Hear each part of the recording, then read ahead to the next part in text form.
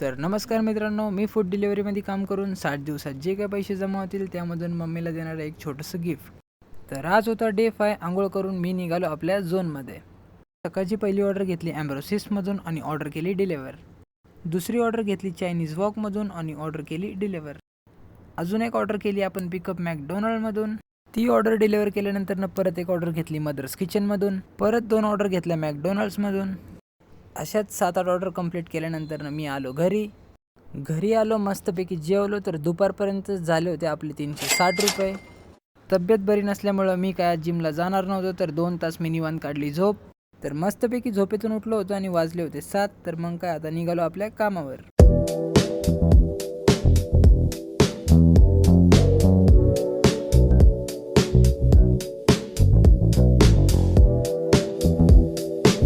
मग संध्याकाळी आल्यापासून रात्री 11 वाजेपर्यंत आपण केल्या 8-9 ऑर्डर डन.